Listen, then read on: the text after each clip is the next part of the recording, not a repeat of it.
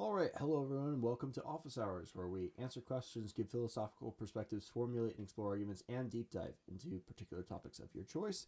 Ian has asked for a review of the movie The Prince of Egypt, and we're here to give it because this is a movie having four kids, as we do, that we have seen so many times. many times.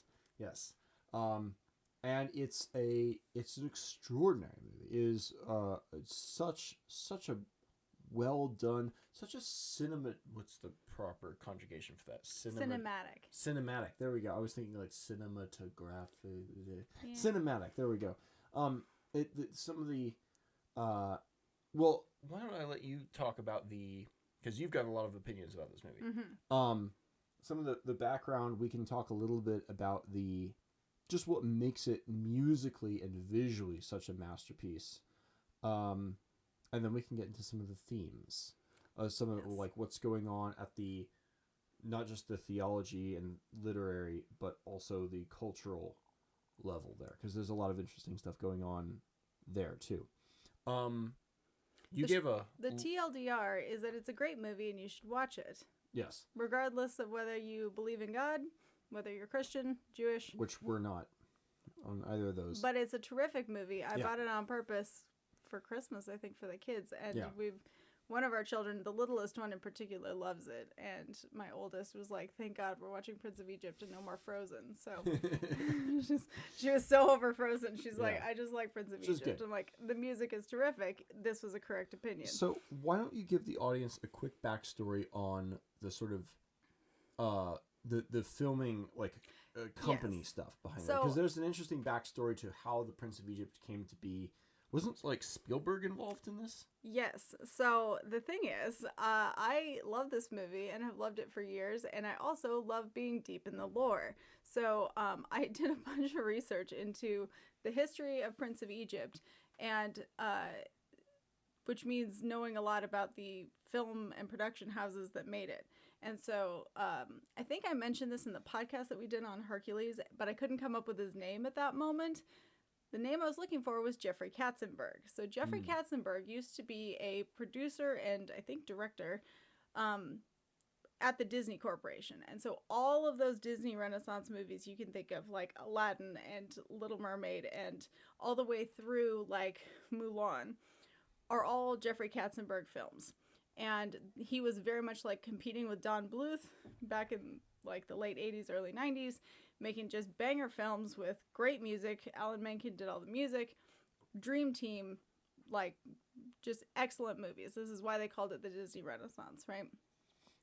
The thing is, there are always limitations that you have when you're working with a big corporation. And so Katzenberg said, I really wish I had more creative freedom to do what I really would like to do. And so he teamed up with Spielberg, and in the like late 80s, early 90s, they started hatching plans to make their own production company. And so they had taken the name and saved it as DreamWorks SKG. There was a third guy whose name starts with G, who I don't remember who he is, but it was the key players were Katzenberg, K, Spielberg, S, hence the name DreamWorks SKG, right? So that was, and their initial plan was to have like a live action film and also an animation studio. They talked about having like a video game thing. I don't know if that ever manifested, but the short story is the live action DreamWorks did make a lot of good films, like the whole Meet the Fockers series and a lot of like the kind of date rom-com. Yeah, I don't know if you ever saw that. It was Ben Stiller and I think Robert De Niro. Anyway, so they had the live action movies from like the late 90s into the early 00s. So like they made some other movies that I didn't even think were DreamWorks until I looked up the names of them and realized that these were like the same company also made, because I think of DreamWorks and I think of Prince of Egypt and Shrek. Because they were being made at the same time. Because they were being made at the same time. And this was their debut. This was their big thing. It was so it's kind of cool. Yeah, so like the end of the Disney Renaissance, most people regard it as being the movie Tarzan, which is the first movie that was beginning to end produced without Katzenberg. Mulan was the last one where he had started production before he actually officially left to start DreamWorks and start working on his films. Over there, the first films that DreamWorks came out with were The Prince of Egypt, and Shrek was immediately after. And there was apparently some...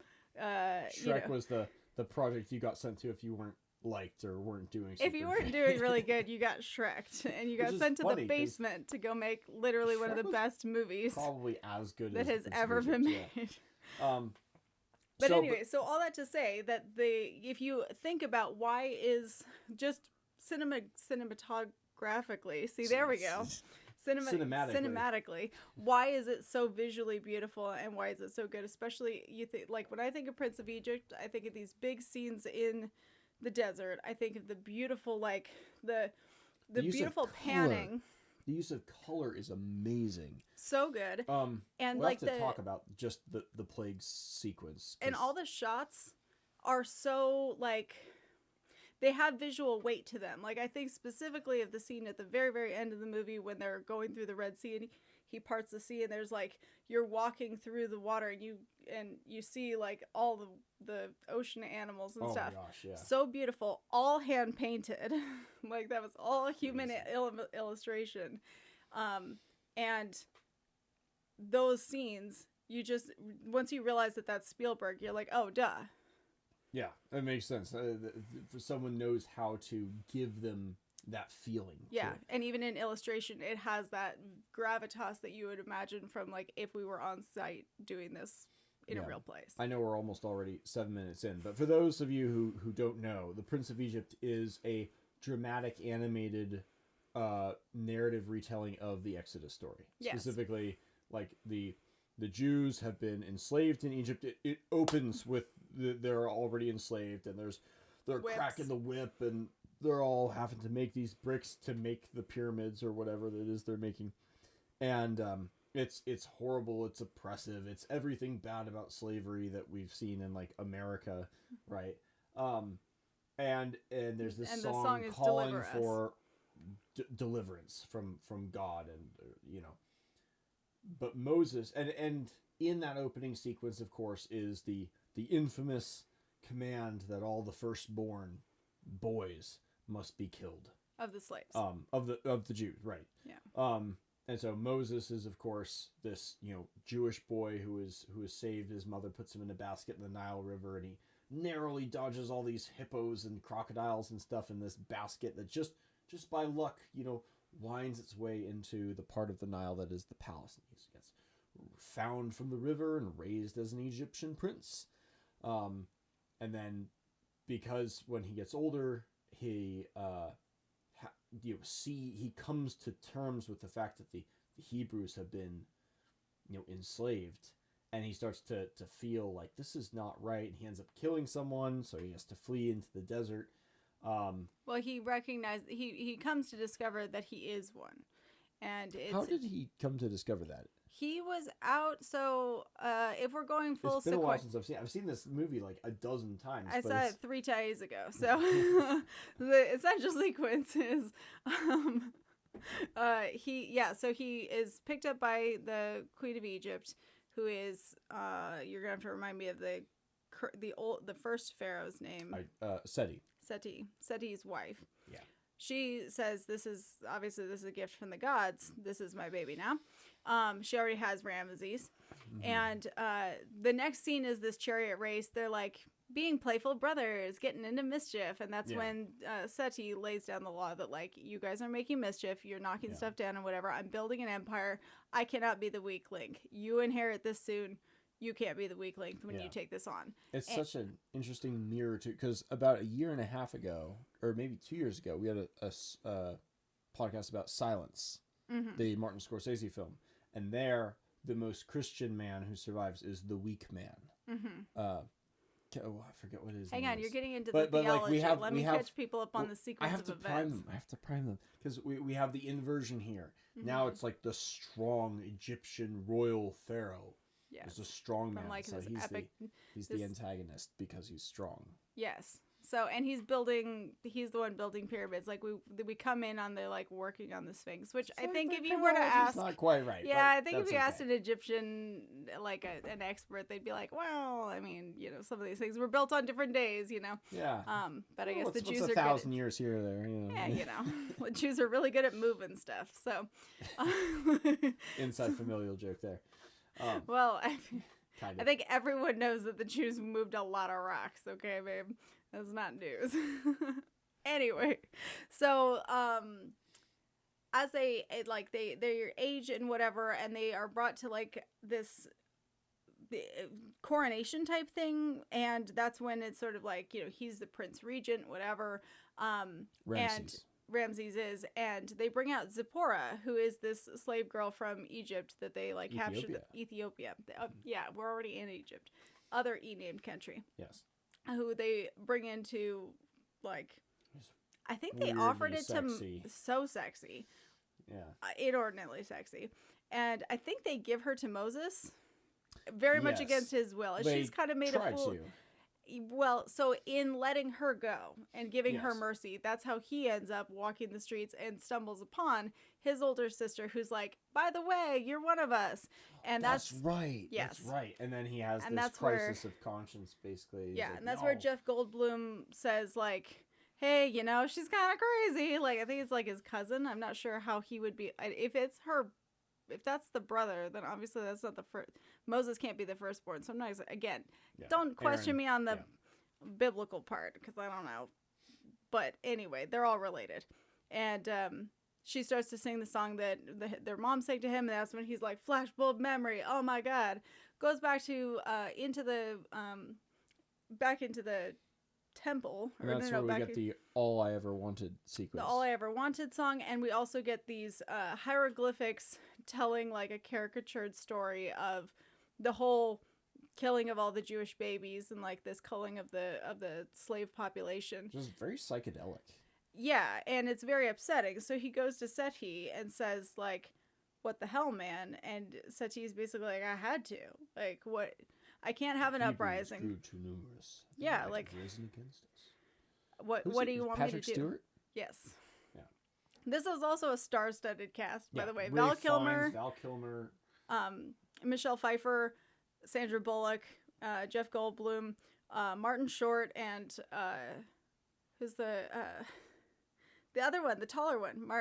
Boy, I don't remember. Oh my gosh, it's all right. He's in so many.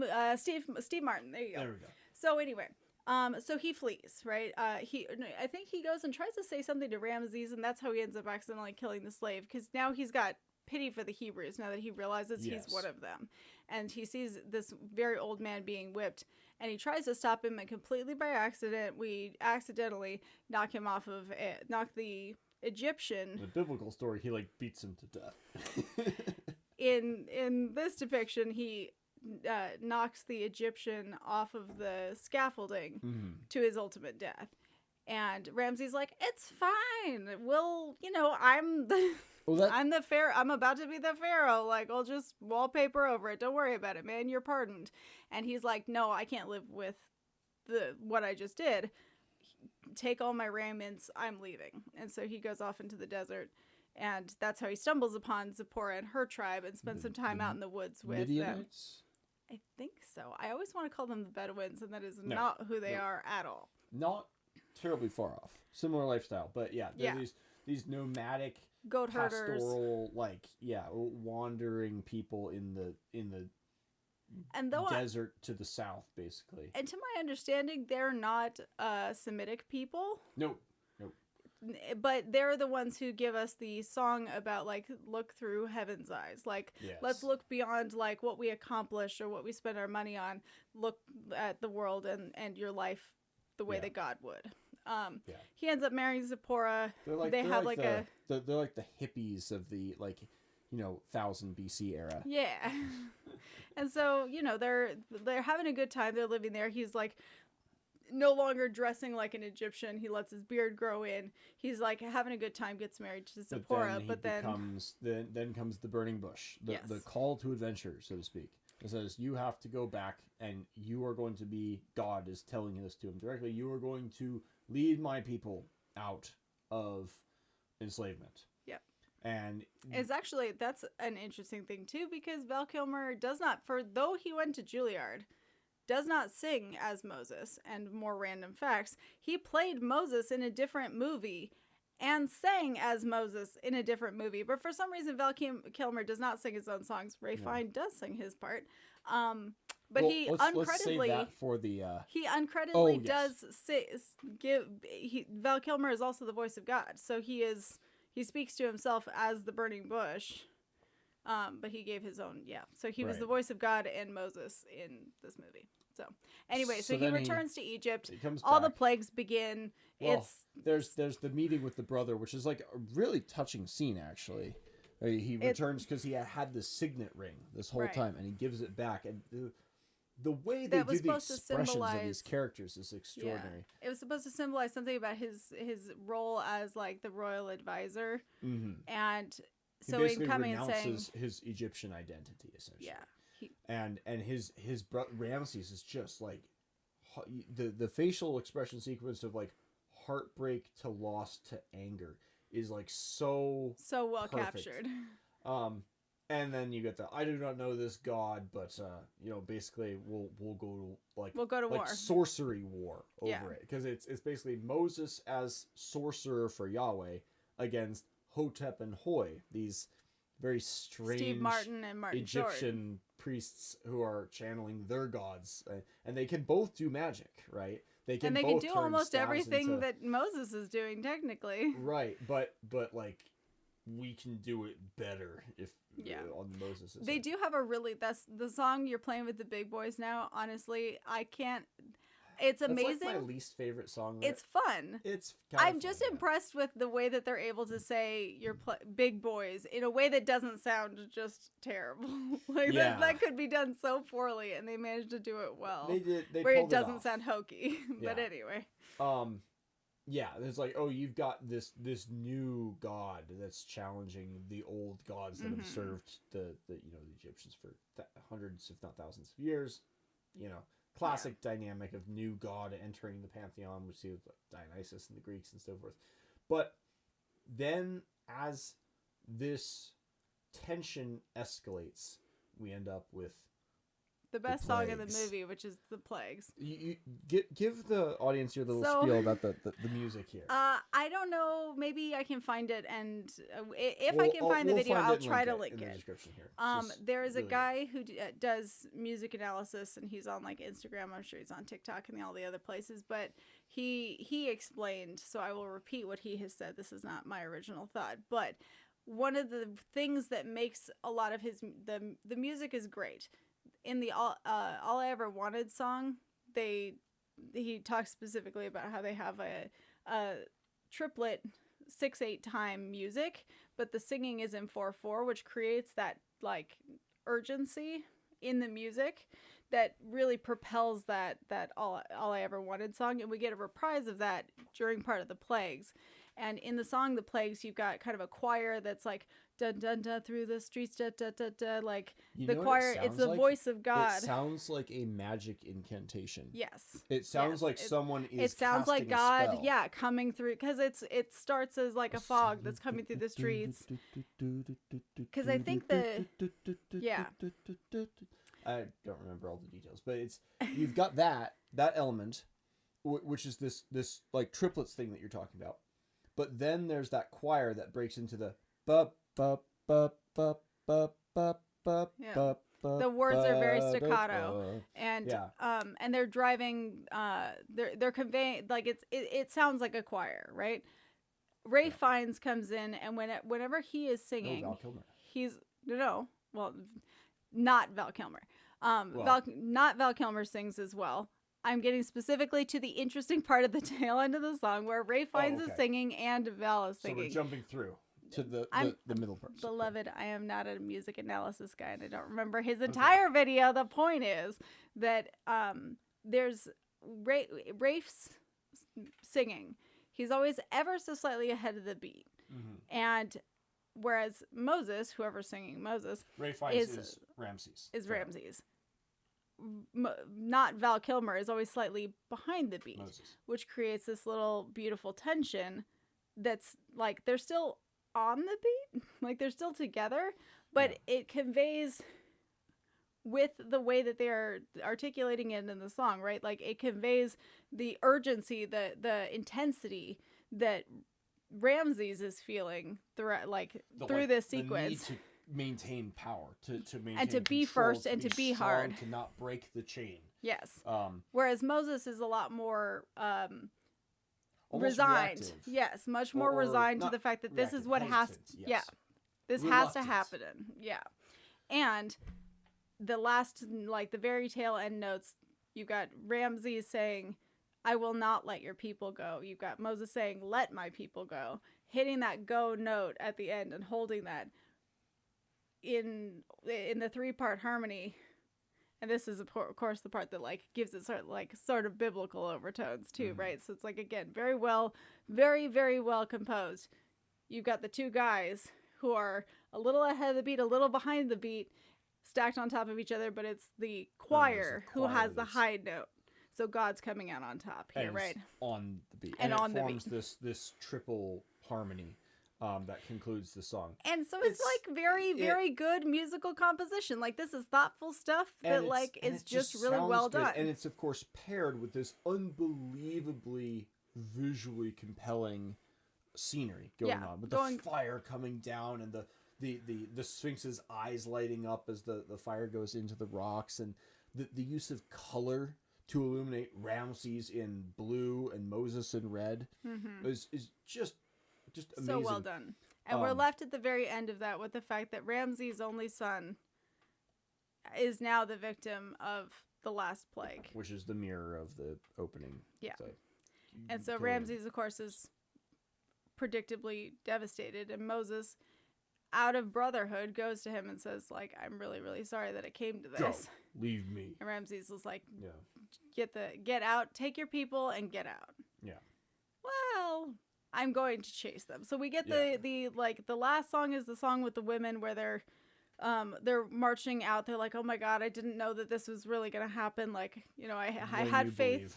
Yeah, I had faith before I knew that this really could come to be, whatever." So we get the beautiful, like the parting of the seas, because of course Ramsey doesn't really want them to go. So he comes in his chariots and he's going to come bring them back. We part the sea. I think he's just gonna kill him. But yeah, then the sea comes in, and that scene's pretty cool too. It's very, very beautiful. That was the reason I bought the movie was because I knew our children would really like the water and all the water animals in the backlit, like whales and really stuff. Cool. It's just like so aquarium, beautiful. kind of. Yeah, very, very pretty. And that's basically the end of the movie. They make it through. The water washes out and takes out Ramses and all of his henchmen, and that's the implication being that we then head off to the promised land. Yeah. I think, isn't the last scene him coming down the hill with the 10 Commandments? Yeah, there's like a very subtle, like, I'm carrying 2 stones. Yeah. We don't include the decimation of the tribe. Immediately following that. You know, some of this ain't biblically accurate. I hate to tell you. Well, and the accuracy is an interesting thing, because I was doing a little bit of Google searching just to refresh my memory, because my recollection was that there is no archaeological evidence supporting the biblical narrative of enslavement. Doesn't mean it didn't happen, but it does mean that's not what it looks like. I have it looks more like it recently never found happened. out that there is. There is? Okay. We can discuss it another time. Yeah. Whether it's true or not. Yeah. We'll compare Wikipedia pages and get back to you. There are like historical accounts which count for something, but as far as material archaeological evidence, as far as like any like pottery sherds or written accounts from the time of that happening and so forth, you know, it's contested. And there was a funny Jewish comedian I was listening to on Instagram who was like, he was talking to the audience. He's like, you know, I love the old Exodus story, because we Jews, we were such badasses back there, man, crossing the desert for 40 years, you know, enduring all this heat. And it's like, what happened to us? You know, we're not like these. It's like, oh, my asthma or whatever. And he's like, we're such badasses back then. But then He's like, but then I went to A a water water park. park with my Jewish girlfriend. And we're out there, and my Jewish girlfriend's like, oh, it's like a desert out here. And he's like, oh, God. Did we not cross the desert after all? Were we always like this? It's just a funny bit of comedy about, and it's like, this is how these mythic stories happen oftentimes. So we get a little bit of exaggeration, which leads to compounding exaggeration or just outright fabrication in some cases. We don't know the historicity of these events, but it is interesting to see this. Like, it was a very powerful film. It was an extraordinarily powerful film, and I really like following Bishop Robert Barron. And Bishop Robert Barron, one of his big things is in evangelization, the lead with beauty point. And I think this movie does that, like, really well. You don't have to be a Christian or a Jew to, like, we're neither, to appreciate that, to appreciate the skill and the beauty of the composition there. And what it does is it is a powerful evangelization tool, because who doesn't want to be part of a story like that, you know? There is something very powerful about just like the implication, right? That like Moses maintained his faith, that he was like we also never see any turmoil within Moses once he gets his words from the burning bush. Like, he and Zipporah set off and they go to Egypt. Yeah. And they go about it. There's a brief bit of like Moses trying to resist God and being like, oh, but in the he's like, I'm not the guy you want for this. But that's while he's talking to the burning bush. Afterward, once he knows he's going for it, he goes. In the biblical account, yes, but in the biblical account, that is like a kind of lengthy debate. Like, he's like, oh, I'm not a good speaker. I don't know if I could do this. And he comes up with all these excuses, and God has an answer to every excuse. He's like, oh, you have a speaking impediment. I'm going to use you as my speaker, as my voice to, Ramses, but you have a speech impediment. Well, you'll use Aaron. You'll speak through Aaron. In the movie, he's just like, who made man's mouth? But like Moses. So where I was going with that is say that once he goes on his mission, we never see him lose faith at all. He maintains this confidence, this certainty, and there's even like very little hints of it. You know, Moses comes with his one staff, and there's the two magicians that are of Ramses, who each have a stick that everybody turns their sticks into a snake. And you watch as the song, like you do, because you can do magic. And as the song is going on, as they're saying, like, you don't know who you're messing with. Like, we have the real gods. We've got, like, God here, this one, that one, all these, like, we can do all kinds of things, and you're just a little boy with a stick.